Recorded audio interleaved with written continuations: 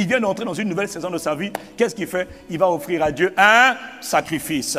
Et ce fut là, sur l'autel d'airain qui était devant la tente de la rencontre, que Salomon offrit à l'Éternel 1000 holocaustes. 1000 holocaustes, frère, 1000 holocaustes.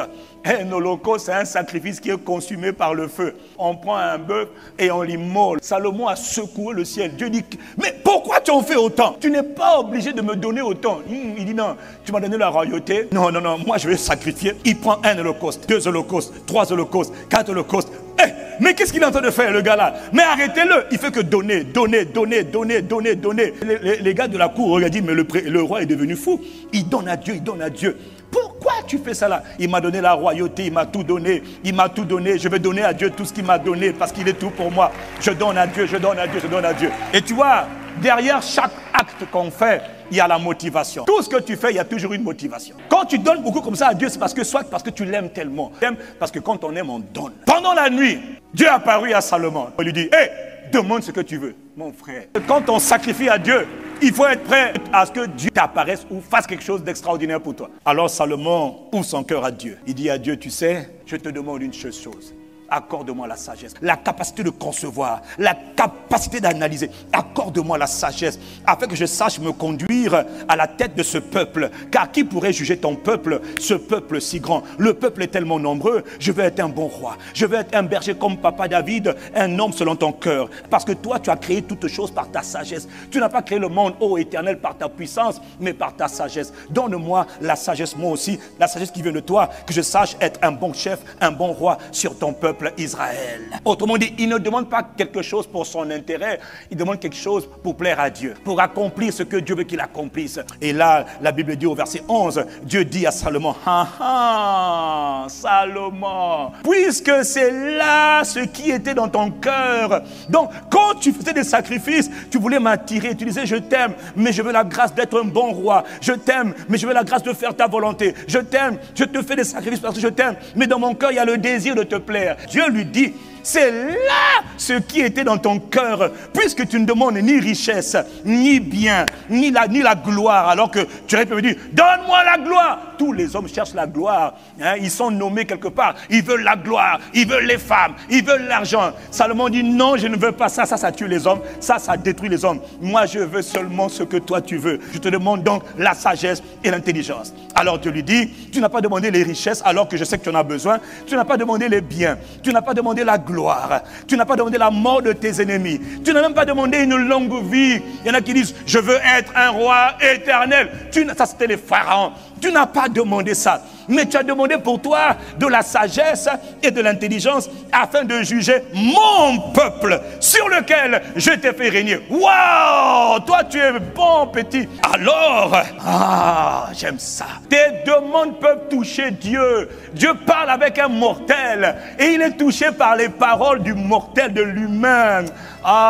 Que Dieu trouve en toi ce genre de cœur. Alors écoute-moi maintenant, verset 12. La sagesse et l'intelligence te sont accordées. Mais c'est pas tout. Je te donne ce que ton cœur a demandé, parce que c'est ce que ton cœur désirait. Mais je te donnerai en outre ce que tu n'as pas demandé. Je te donnerai des richesses, je te donnerai des biens, je te donnerai la gloire. Oh, mais c'est pas... Non, j'ai pas demandé. Mais il a demandé ce qu'il fallait demander. Quand on fait des sacrifices à Dieu, des puissants sacrifices à Dieu, on reçoit tout de Dieu. Il n'y aura pas de roi sur la terre qui soit comme toi, ni avant toi, ni après toi, bien sûr, à l'exception de celui qui doit venir au temps marqué qu'on appelle Emmanuel, Jésus le Christ. C'est lui seul qui viendra avec une sagesse supérieure à la sagesse de Salomon. Tu sais pourquoi? Parce que lui, il est la sagesse dès le commencement. Si je résume Proverbe chapitre 8, du verset 11 au verset 19, tu le liras à la maison, tu comprendras que les avantages de la sagesse, il y a la faveur divine, il reçoit la paix divine, il reçoit la richesse, les richesses, il reçoit la longue vie, il reçoit la gloire, il reçoit les biens durables, il reçoit la justice, il reçoit le succès, il reçoit l'intelligence, il reçoit la force. La force est à moi. Celui qui a la sagesse a tout. Un puissant sacrifice vient de lui faire la grâce d'obtenir tout de Dieu. Plus le sacrifice est puissant, plus la grâce est puissante. plus les retombées sont puissantes. Voilà pourquoi le plus grand des sacrifices que tu peux faire, c'est pas donner l'argent à Dieu. Non, c'est donner ta vie à Dieu. Et tu as donné ta vie à Dieu, ça veut dire toi et tout de toi. Parce que tout en moi devient pour Dieu et pour Dieu seul. C'est là le genre de sacrifice que Dieu attend de toi et de moi. Il y a une autre manière d'offrir à Dieu des actions de grâce. Cette manière d'offrir à Dieu des actions de grâce nous est révélée dans le livre de Galates, chapitre 6, au verset 6. C'est un passage que beaucoup ne comprennent pas et ne veulent pas comprendre. Mais je dois le dire parce que l'Esprit a dit de l'enseigner. Donc il faut que je te le dise pour que tu saches que tu sois en paix. Ok? Il est écrit dans Galates 6, verset 6, que celui à qui l'on enseigne la parole fasse part de tous ses biens à celui qui l'enseigne. Ah, pasteur, tu es rentré là-bas. Oui, je suis rentré là-bas. Je rentre bien même, parce que c'est pour ton bien. Au commencement était là. Ah non, on ne peut pas enlever la Bible dit que l'écriture ne peut pas être anéantie. Donc, ce n'est pas toi qui vas anéantir la parole. Donc, tu restes calme et on t'enseigne, puis toi, tu dis Amen. Que celui à qui l'on enseigne la parole. Il parle de qui? Ah, c'est de toi, non? Parce que pour l'instant, c'est moi qui enseigne. Miséricorde. Fasse pas. J'ai le sourire parce que je ne voulais pas en parler. Tu sais, je ne suis pas à l'aise pour en parler, mais Dieu m'a dit, parle, obéis-moi. J'ai dit, Seigneur, je vais t'obéir. Que celui à qui on enseigne la parole fasse part de tous ses biens à celui qui l'enseigne. Ah, puis il te dit juste après, ne vous y trompez pas, hein. Calmez-vous. On ne se moque pas de Dieu. Ce qu'un homme aura semé, il le moissonnera, il le récoltera aussi. Donc quand il vient de te dire que celui à qui on enseigne fasse part de ses biens à celui qui l'enseigne, il te parle de quoi? De la semence. Je n'ai pas dit de venir donner tous les biens, mais c'est un principe spirituel que Dieu nous enseigne. Quand tu veux honorer Dieu, il faut honorer la grâce qui est sur celui qui t'enseigne. Parce que Dieu va toujours t'édifier par quelqu'un. Ne vous y trompez pas. Arrête la distraction. Ah non, mais est-ce que ça veut vraiment dire ceci en grec? Tu sais que moi je suis un chercheur. Hein. Mon frère, j'ai cherché tout, c'est la même chose. Une des manières d'offrir à Dieu les sacrifices d'actions de grâce, on donne à Dieu, mais de temps en temps aussi, tu peux dire, là il n'y a pas de montant. Mais tu peux dire, je veux honorer Dieu en honorant celui qui m'enseigne la parole de Dieu. Ne nous lassons pas de faire le bien, car nous récolterons autant convenable. Donc, autrement dit, si tu fais le bien, fais le bien, fais le bien, et ne t'arrête pas. Pas parce qu'un pasteur ou quelqu'un qui t'enseignait a déconné, a mal fait, que tu as dit, désormais, je ne ferai plus jamais le bien. Non, ne te lasse pas de faire le bien. Et en plus, à ton sujet aussi, Dieu ne sait pas arrêter de faire le bien. Regarde, chaque jour, tu jouis de la vie. Il t'accorde le soleil, la grâce de vivre aux bons et aux méchants. Bénis Dieu, sois comme lui, sois comme ton Dieu. Amen. Derrière cette loi-là, du donner, du recevoir, du semer, du récolter, de sacrifier à Dieu et de recevoir les grâces de Dieu, Salomon nous révèle la puissance de ce mystère dans Ecclésiaste chapitre 11 au verset 4. Il dit, celui qui observe le vent ne sèmera point. Celui qui regarde les nuages ne moissonnera pas. Regarde, ceux qui sèment, c'est ceux qui refusent d'observer le vent. Le vent, c'est les circonstances, l'atmosphère, le climat, l'environnement, la saison, l'économie, le social. Non, celui qui observe le vent, ah, il y a du vent, je ne peux pas semer. Sème. Pour semer là, tu n'as pas besoin de tout ça là. Pour semer, tu crois et tu sèmes. Verset 5. Comme tu ne sais pas quel est le chemin du vent, ni comment se forment les eaux dans le ventre de la femme enceinte. De même, tu ne connais pas non plus l'œuvre de Dieu qui fait tout. Donc toi, tu veux honorer Dieu, tu veux faire un sacrifice à Dieu, et tu es en train de regarder les circonstances, mais est-ce que je peux semer, est-ce que je peux. Il dit non, ne t'occupe pas de ça. Tu ne connais pas le chemin du vent. Dis-moi d'où vient le vent. Jésus lui-même a dit que le vent va là où il veut, tu ne sais pas d'où il vient, tu ne sais pas où il va. 2, vous ne connaissez pas comment se forment les os dans le ventre de la femme enceinte. Comment une simple semence qu'on appelle un petit liquide spermatozoïde, 9 mois plus tard, on ne comprend pas comment le petit liquide là est rentré dans le... Oh, on voit maintenant une forme humaine.